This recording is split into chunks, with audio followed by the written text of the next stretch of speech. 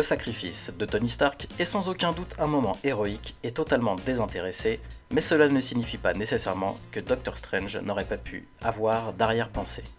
Il est manifestement clair que peu importe la stature d'un héros, Tony Stark combattait généralement les méchants engendrés par les Avengers eux-mêmes. Bienvenue sur House of Marvel pour une nouvelle vidéo. Aujourd'hui, on va parler de la raison pour laquelle l'univers est plus sûr depuis la mort de Tony Stark. Avant de commencer, merci de liker la vidéo pour nous soutenir, c'est parti. Au-delà de l'implication de Stark Industries dans la création d'armes de guerre et de la façon dont cela a été pris en compte dans l'origine de Tony, la technologie qu'il a conçue a été utilisée par Obadiah Stane et Ivan Vanko pour devenir des méchants. La décision de Tony de rejeter Killian l'a même motivé à devenir un méchant.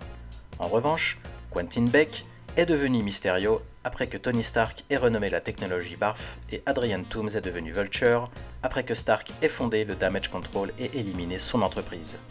Il est également impossible d'oublier comment il a créé Ultron, une décision qui a entraîné une catastrophe majeure et qui a contribué à alimenter les accords de Sokovie qu'il a soutenus.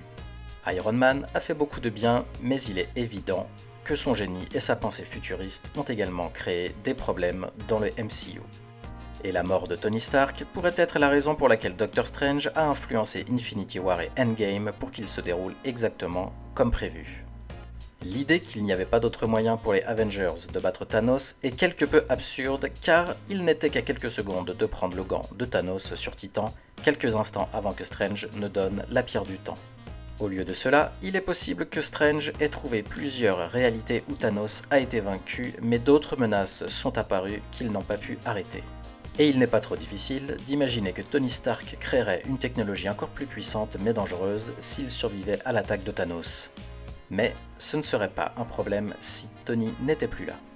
Cela pourrait signifier que Strange a trouvé une séquence d'événements potentiels qui ont conduit à l'univers le plus sûr, celui où la mort d'Iron Man dans Endgame a également éliminé les menaces futures. Bien que ce ne soit qu'une théorie pour l'instant, cela montrerait certainement Doctor Strange dans Infinity War et Endgame sous un nouveau jour si cela était confirmé. Strange deviendrait soudainement un personnage moralement ambigu, sinon un méchant pur et simple aux yeux de certains. Mais, puisque lui et Stark ont développé un certain niveau de compréhension pendant leur temps passé ensemble, cela le rend également plus coupable d'avoir levé son index dans Avengers Endgame. Parce que Strange savait que non seulement Tony Stark était sur le point de mourir, mais qu'il avait choisi lui-même cet avenir. Avec Kang le Conquérant et d'autres méchants qui sont introduits dans la phase 4 et au-delà, seul le temps dira littéralement si Doctor Strange a fait le bon choix. What If saison 1 a présenté plusieurs chronologies différentes et il est à noter de voir dans combien d'univers Tony Stark est mort. Un variant d'Iron Man a été facilement tué par Hank Pym, fou, un autre Tony Stark est devenu le pion de Killmonger et un autre est devenu Zombie Stark. En termes narratifs, il est facile de comprendre pourquoi Marvel a choisi de ne pas mettre l'accent sur Tony Stark compte tenu de l'importance du personnage dans le MCU, mais l'implication peut être accidentelle et qu'aucun variant de Stark ne vit pour profiter de sa vieillesse, soutenant la théorie que chaque univers est plus en sécurité sans Tony Stark. Dans What If, l'observateur visite finalement une chronologie dans laquelle un Tony Stark n'est pas encore mort, mais il n'est pas intéressé par Iron Man, choisissant à sa place de regrouper ses gardiens du multiverse. Il est tout à fait possible que l'observateur craignait que Iron Man ne fasse l'expérience du multiverse et ne pouvait pas prendre ce risque. L'objectif de Marvel pourrait bien changer à mesure que le MCU continue d'explorer le multiverse. Il y a eu beaucoup de rumeurs d'un autre Iron Man dans Doctor Strange in the Multiverse of Madness, mais celles-ci se sont avérées plus tard fausses. Bien que le variant de Tom Cruise à Iron Man, dont Internet rêvait, ne se soit jamais matérialisé, l'alternative de Tony Stark devrait revenir au MCU. On sait d'ores et déjà que Marvel a déjà renouvelé What If pour une deuxième saison qui inclura un épisode dans lequel Gamora s'est associée à Iron Man et a tué Thanos. Le rôle d'Iron Man, dans le multiverse plus large de Marvel, peut encore changer, lui accordant peut-être une importance aussi grande qu'il l'avait dans la chronologie principale du MCU. La phase 4 a par inadvertance donné beaucoup de poids à la théorie selon laquelle Doctor Strange a délibérément arrangé la mort d'Iron Man dans Endgame. Un Iron Man non zombie n'est pas apparu dans la phase 4 malgré les rumeurs de Doctor Strange 2. Les univers différents vus dans Doctor Strange 2 et ses escapades multiverselles avec America Chavez soutiennent le rôle de Stephen Strange de Terre 616 en tant qu'assassin passif d'Iron Man pour le bien du multiverse. Les Doctor Strange de chaque réalité du MCU partagent quelques traits de personnalité problématiques et un thème central de Multiverse of Madness est que Doctor Strange de Terre 616 doit apprendre à contrecarrer sa tendance interdimensionnelle à vouloir atteindre ses objectifs à tout prix.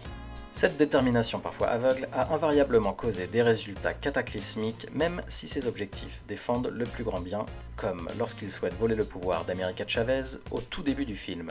L'un des variants de Doctor Strange vu dans le film est tellement obsédé par la recherche d'une vie où il est heureux qu'il a laissé sa réalité s'effondrer dans un paysage d'enfer monochromatique. Bien que Supreme Strange illustre certainement jusqu'où un Stephen Strange ira pour obtenir ce qu'il souhaite, ce sont les autres variants qui rendent la théorie de la mort délibérée d'Iron Man beaucoup plus plausible. Defender Strange et le Doctor Strange de Terre 838 montrent qu'ils n'ont aucun scrupule à commettre directement un meurtre s'ils pensent que cela fera plus de bien que de mal. Le Doctor Strange de Terre 838 s'est laissé exécuter par Black Bolt dans Doctor Strange 2 après avoir tué Thanos sur Titan. Il ne s'est pas battu parce qu'il savait que son utilisation du Darkhold, provoquant une incursion, pour surpasser Thanos, faisait de lui une menace encore plus grande. Dans la séquence d'ouverture de Doctor Strange in the Multiverse of Madness, Defender Strange tente d'atteindre le livre de Vishanti avec America Chavez.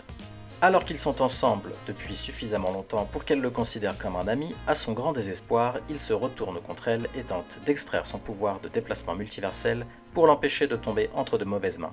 I'm so sorry. This is the only way.